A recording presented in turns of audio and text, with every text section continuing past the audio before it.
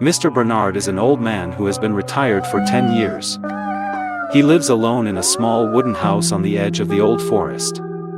His wife died many years ago, and his only remaining close friend is his cat Missu.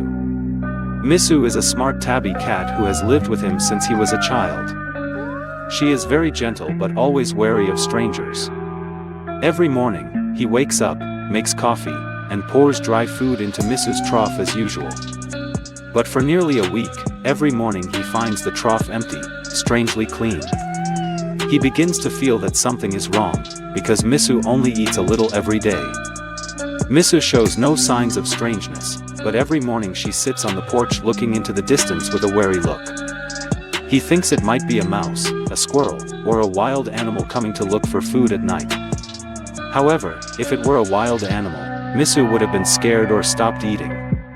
The feeling of insecurity made him suspicious and decided to find a way to observe at night.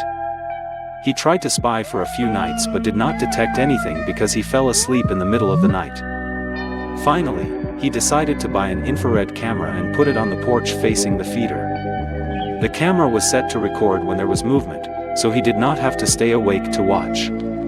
Before going to bed, he filled the feeder again, turned off the lights, and walked inside the house. He could not help but feel nervous, not knowing what was happening every night on the wooden porch.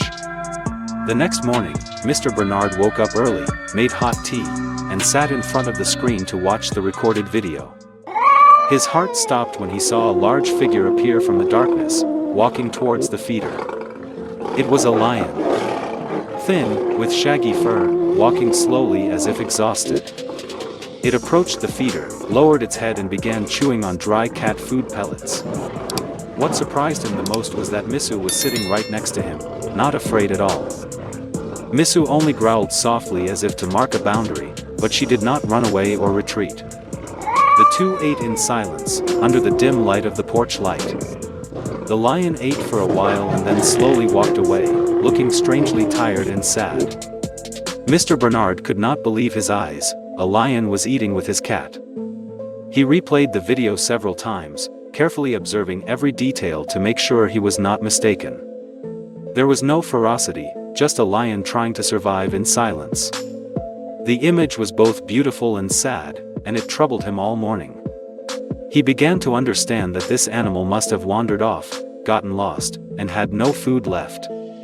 Its survival instincts led it to approach a residential area, but fortunately it did not attack anyone. He knew he couldn't keep this to himself, he needed to call the rangers immediately.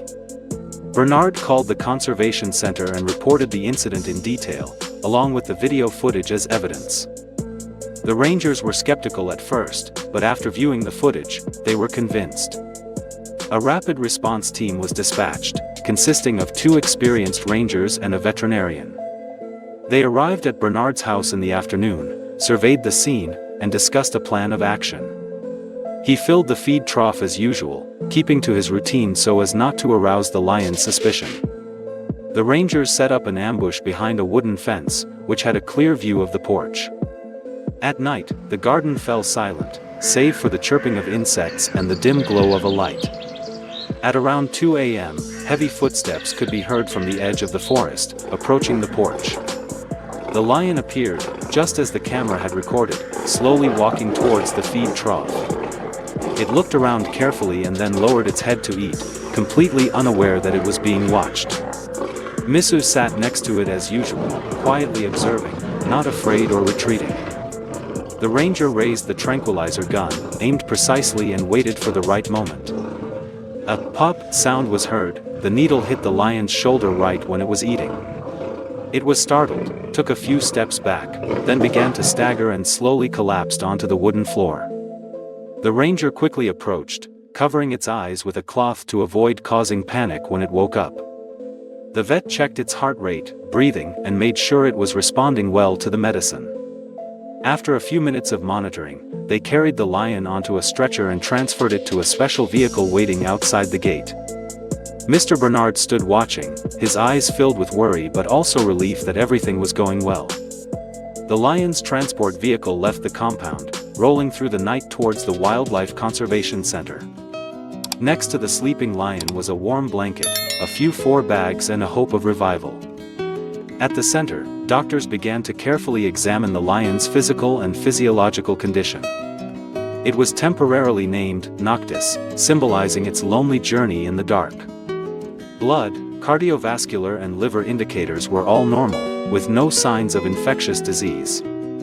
Noctis was only exhausted due to prolonged hunger and disorientation when lost from his natural territory. The doctor immediately gave him 4 fluids, vitamin injections, and fed him small portions to avoid stomach shock. The scratches on the skin were disinfected, cold compresses and ointments were applied. Staff were on duty day and night to monitor Noctis' temperature, breathing, and neurological reflexes. After 3 days, it was able to stand up and walk around in its own cage, albeit slowly. On the 5th day, it began to eat normally, even growling softly when it saw strangers approaching. From an exhausted creature, Noctis gradually regained the brave gaze of a wild predator.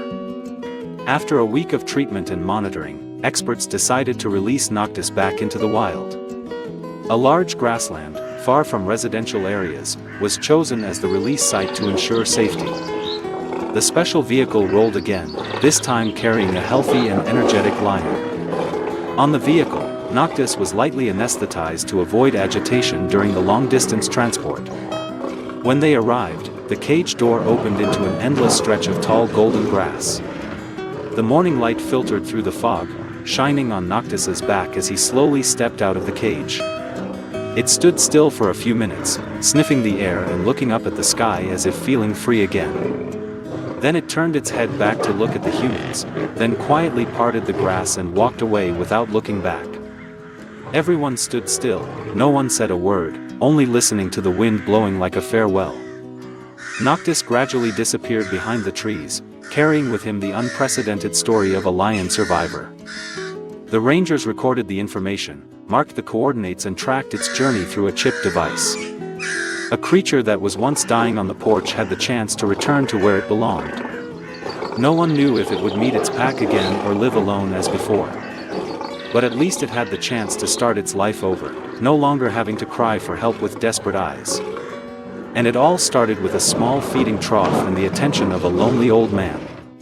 Bernard saved the strange footage on his hard drive, calling it Noctis's Night.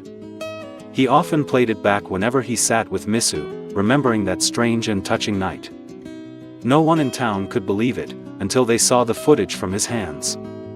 It was not just a story about a lion, it was a story about kindness. A magical moment where man and nature touch each other with tolerance and compassion.